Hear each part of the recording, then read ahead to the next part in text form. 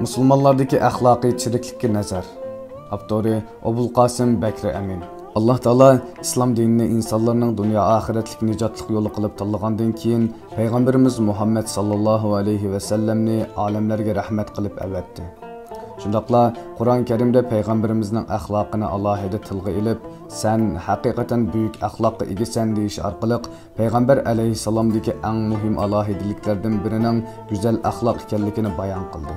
Bu nuqtani payg'ambarimizmo "Men go'zal axloqlarni takomillashtirish uchun avatildim" degan so'zida go'zal axloqning bir musulmonning dinini mukammallashtirishdagi eng muhim omillardan biri ekanligini muayyanlashtirgan bo'lsa, axloqi yaxshi musulmon, iymoni komil musulmondir degan so'zi orqali go'zal axloqni kuchli ta'kidlagan. Payg'ambar alayhisalom zamonlarning eng yaxshisi mening zamonim, uningdan qolsa uningdan keyingi zamon, uningdan qolsa uningdan keyingi zamon deyish orqali eng yaxshi zamon ekanligiga guvohlik bergan ushbu 3 zamonda yashagan sahobalar, tabiinlar va tabiiy tabiinlarning kishilik axloq va ijtimoiy axloqda dunyoga o'rnak bo'lganligini ularning ish izlari bayon qilingan kitoblardagi minglarcha misollardan aniq ko'rib olamiz.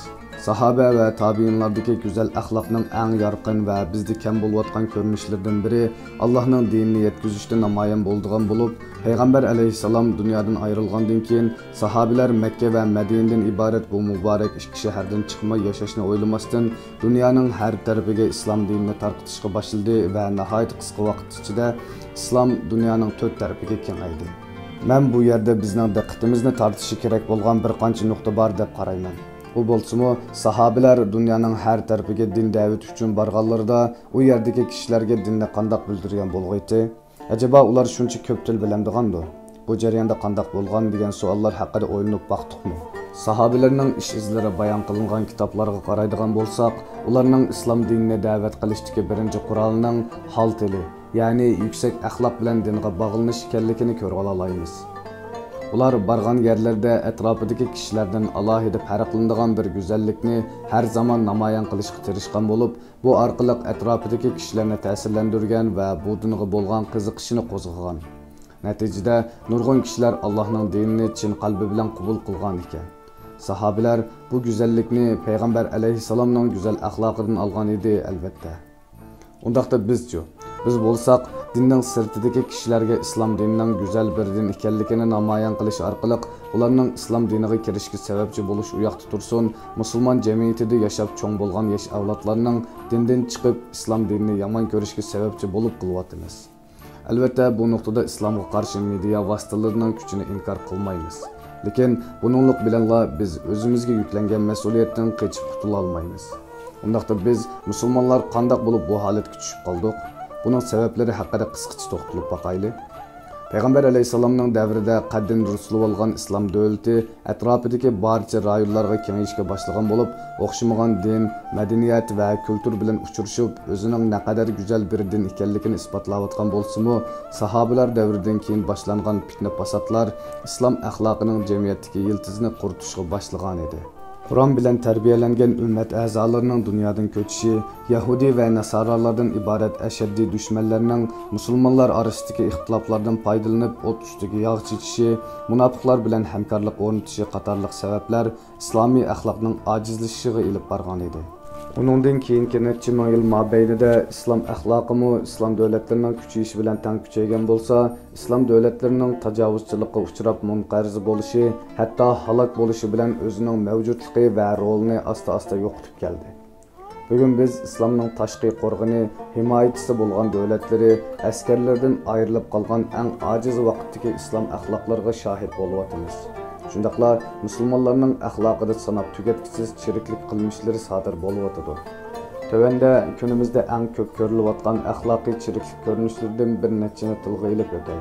Axloqiy jihatdagi chirikligimizning eng ko'rinarli misollaridan biri biz burun hech ko'rib boqmagan bir kishi haqida boshqalardan anglagan yomon so'zlarga tayinibla u kishini bir umr yomon ko'rib o'tish yoki u kishi bilan tasoddifiy fursatda uchrashib qilib biz anglagan odam emasligini bilganga qadar yomon ko'rish bo'lib, bu ahvol xuddi Makka mushriklari payg'ambar alayhisalomning da'vatini to'sish uchun Makkaga haj qilish uchun kelgan odamlarga payg'ambar alayhisalomning yomon gapini qilib berib, gap so'zga qat'iy quloq solmaslikni aytganiga o'xshaydi. Mekke müşrikleri ayni vaqtda Peygamber aleyhisselamga qarşı ig'ir teşviqat ilib bargan bulup, Mekke'ye kelgen kişiler u zatning sözünü ixtiyarsızlarca bolsun anlap qalmaslik üçün quluqiga paxta tiqib olgan edi. Biz bugün özümüz hiç görüp bakmagan bir kişinin yaman gepini anlaganımızda onunla bütünley işinip ketimiz. Hatta yaman görüş bilallah kupaylanmasdan bizmi başqalarga qo'shib yaman gepini qilib berimiz. O kişinin özü bilen bevosita görüşüş, paranglışış orqali haqiqiy ahvolni bilib beqishga tirishmaymiz. Yana bir misol bo'lsa, Peygamber aleyhisselamning g'aybat qilish zinodimi ig'ir gunohdir degan so'zga asosan dinimizda cho'ng gunohlardan sanalgan bo'lsa-mu, ammo bizga nisbatan kichik bir gunohchilikmi vazni qolmagan, hatto gunoh ekanligi unutilib ketgan g'aybatdir. Bu cho'ng gunohning eng yaqin do'st birodarlar va urug' tuqqanlar orasida normal bir holatga aylanib ketishi tixmi ichinishli bir ahvol. Men bir do'stimning yoqtirmagan yoki xato tushunib olgan ba'zi bir yomon ish harakatini o'ziga bevosita aytib izoh talab qilish orqali men o'ylab olgan xatoligini tuzatib olishning o'rniga yana bir do'stimga tatlab so'zlab bermanda u so'zlarim hamon bir kuni yomon gapi qilingan do'stimning qulog'iga yetib qoladi. Natijada aramizda ko'ngil og'riqi paydo bo'ladi. Agar u gap yomon gapi qilingan do'stimning qulog'iga yetmadi degan taqdirdami, men gap qilib bergan do'stimmi mendek tushunib uningdan xafa bo'lib yuradi. Natijada aradan bir-birimizga bildirilgan sovuqlik paydo bo'ladi. Buzulgan ijtimoiy axloq misollardan yana biri bo'lsa, musulmonning xushallik bilan xushal bo'lish, qayg'usi bilan tang azob tuyg'usi his qilish bo'lib, garchi bevosita o'zimizga manfaat yetmagan bo'lsa-mu, boshqa qarindishimizning savdosining yaxshi bo'lishi, ishlarining o'ngishli bo'lishi bizning qalbimizga xushallik bag'ishlashi kerak edi. Chunki bu orqali musulmonlik sifatimiz mukammallikka erishadi. Peygamber aleyhisselam bir-biringlar o'ziga yaxshi ko'rganni musulmon qarindishiga yaxshi ko'rmaguncha kamil mu'min bo'lolmaydi degan edi. Ammo biz bugun boshqalarning pul tepishiga, obro'y tepishiga, vatandoshlik va boshqa ishlarning yurishib ketishiga hasad qilamiz. Qarindishimiz oldin pul berib qo'ygan mashinani men tiximi ko'p pul beraman deb qarindishimizni sotamiz. Hatto uy egalarini ijara o'ltirayotganlarni ko'chirsak tiximi ko'p pulga ijara bera olaysan deb kuch ko'rtamiz. Mana bular turmushimizdagi eng nachar qilmishlar qatoridan hisoblanmasdan hamma to'g'ri tushunadigan nuqtaga aylanib qolmoqda. Uningdan boshqa musulmon qarindoshlarimizga nisbatan har vaqt qurollanib turish, qachoniki bir ojizlasa fursat tepib o'z manfaatimizga xizmat qildirish bugungi dunyoning yumshoq usul bilan tahdid silish vositalari hisoblanadi.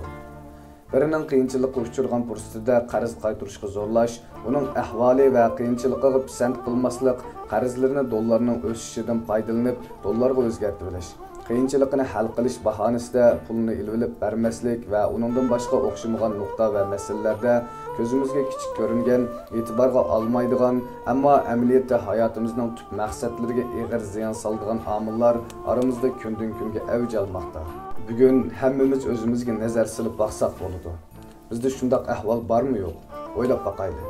Unda qilish eng go'zal axloq egasi bo'lgan bir zotning ummati bo'lgan bizlarga yarashamdi. Undaqda biz qanday qilishimiz kerak? Menimcha bu axloqiy chirikliklarni davolashning bir necha xil usuli bor. Birinchi, Allohning go'zal ism sifatlarini yaxshi tushunib, shu go'zal ism sifatlar bilan o'zimizni zinnatlash va shu orqali Allohga bo'lgan iymonimizni tixmi kuchaytirish va axloqimizni go'zallashtirishga tirishchilik ko'rsatish.